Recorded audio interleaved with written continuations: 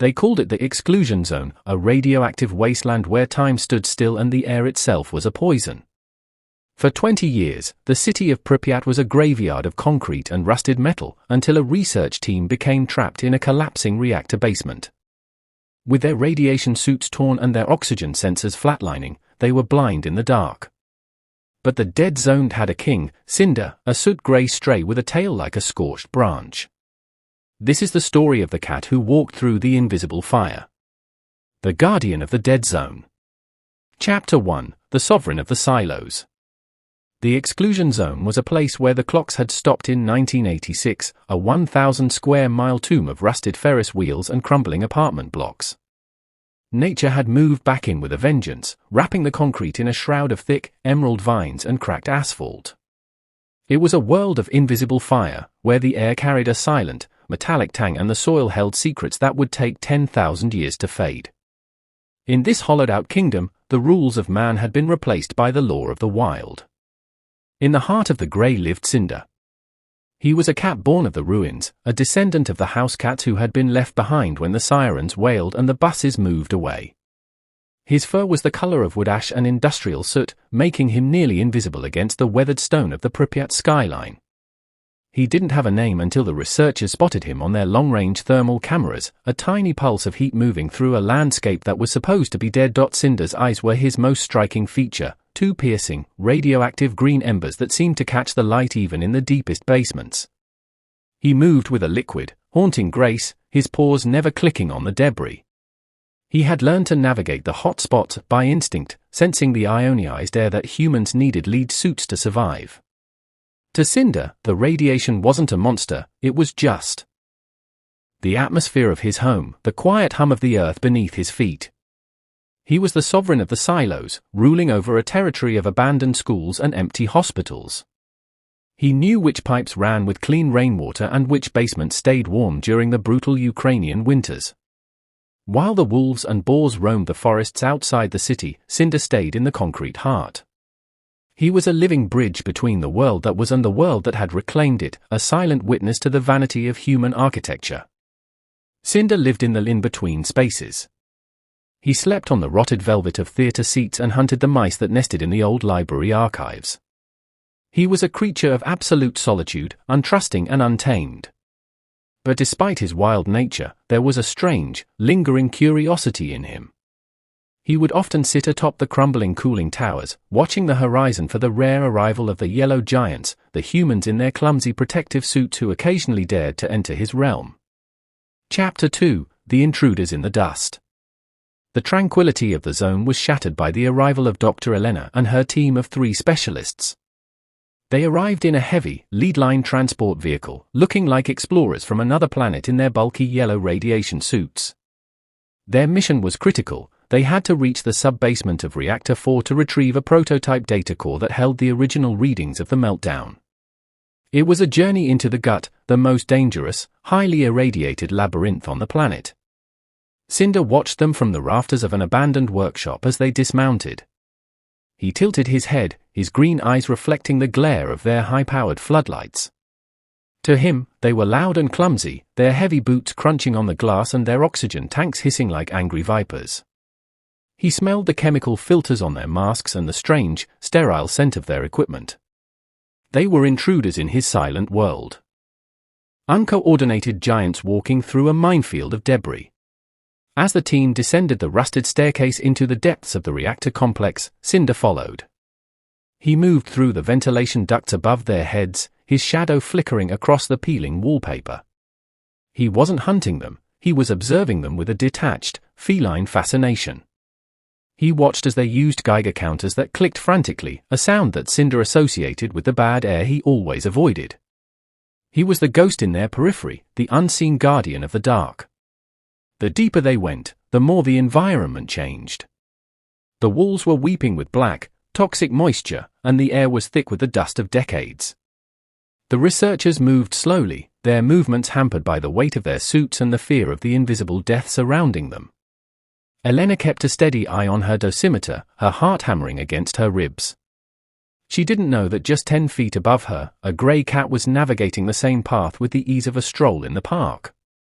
By the time they reached the lowest level, the radiation levels were screaming. The team worked quickly, their gloved hands fumbling with the heavy data safe. They were focused on their mission, unaware that the old structure above them was groaning. The concrete was tired, eaten away by 40 years of neglect and the relentless pressure of the earth. Cinder felt the vibration first, a deep, tectonic moan that signaled the end of the building's patience to cave in. The collapse happened with a sound like a mountain breaking. A massive structural beam, weakened by decades of corrosion, gave way, bringing tons of irradiated concrete and twisted rebar down into the main corridor. The exit they had entered through was vanished in a heartbeat, replaced by a wall of impenetrable rubble. The force of the impact knocked the team to the ground, sending a cloud of blinding, toxic dust into the air that clogged their external filters.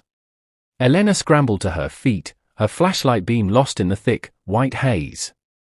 "Status report," she choked out, her voice echoing hollowly in her helmet. Her team was alive, but trapped. Worse, the falling debris had ruptured their primary oxygen manifold. They were now breathing from their emergency reserves, giving them less than 30 minutes of air. The radiation in the small, sealed chamber was climbing rapidly as the dust settled on their suits. They were hot, and they were running out of time. They began to claw at the rubble, but it was useless. The ceiling had pancaked, sealing the tunnel for hundreds of feet. Their radios were dead, the thick layers of lead and earth blocking any signal to the surface. Panic began to set in, a cold, paralyzing dread that they would die in the dark, their bodies becoming part of the very ruins they had come to study. Every tunnel looked the same in the dying light of their torches, a maze of grey stone and black water. Elena felt a strange, vibrating warmth against her boot. She jumped back, her heart leaping, thinking it was some mutated creature of the depths. But when she lowered her light, she saw the soot-grey cat. Cinder was sitting calmly amidst the chaos, his fur covered in white dust, looking up at her with those glowing green eyes. He wasn't panicked, he was waiting. He seemed to be the only thing in the room that wasn't afraid of the dark or the dust. Elena realized that the cat was sitting near a small, jagged hole in the corner of the room, a crack in the foundation that led to the old service pipes.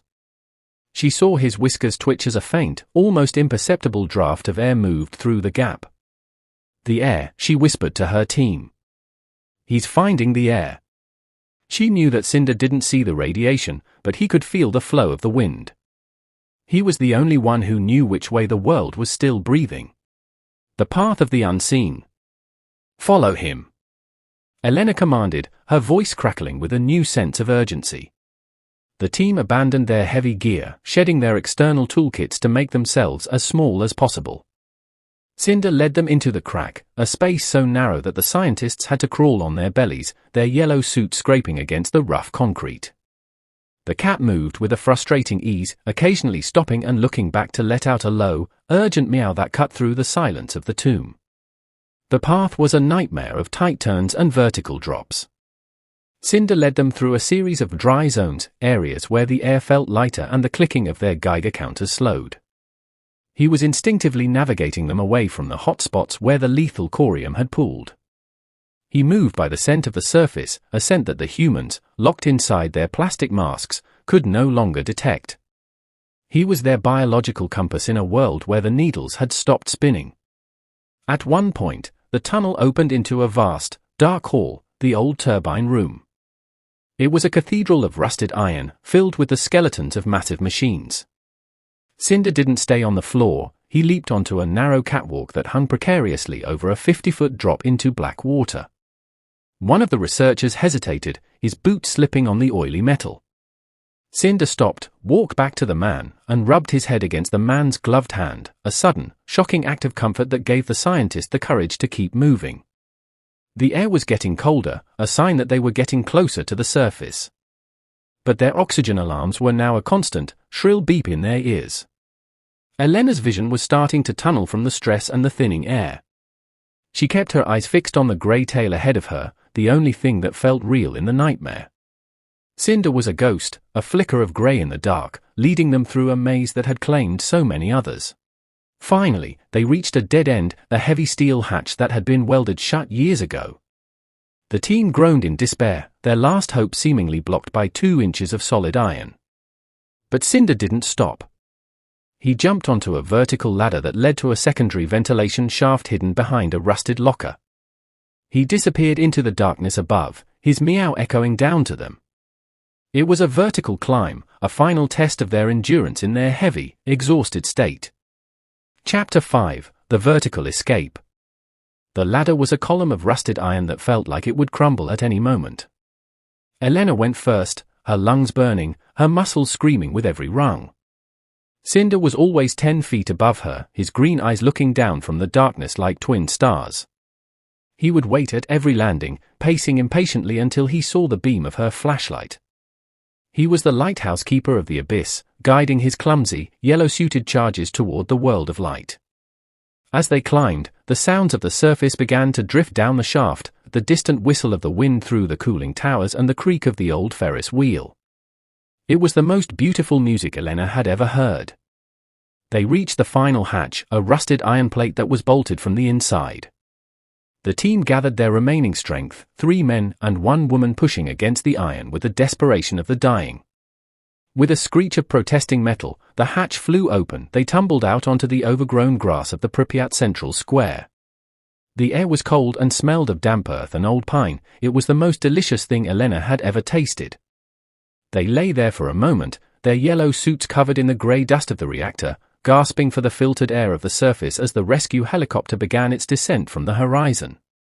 They were alive, and they had the data core, but none of that mattered as much as the breath in their lungs. Elena sat up and looked around for their guide. Cinder was sitting on a nearby stone wall, licking the white dust from his grey paws. He looked at the helicopter, then back at the humans he had saved. There was no medal for him, no ceremony, and no seat on the helicopter. He was a resident of the dead zone, and his work here was done. Elena reached out a hand, but Cinder simply gave her a long, knowing look with his green eyes before jumping down into the tall grass.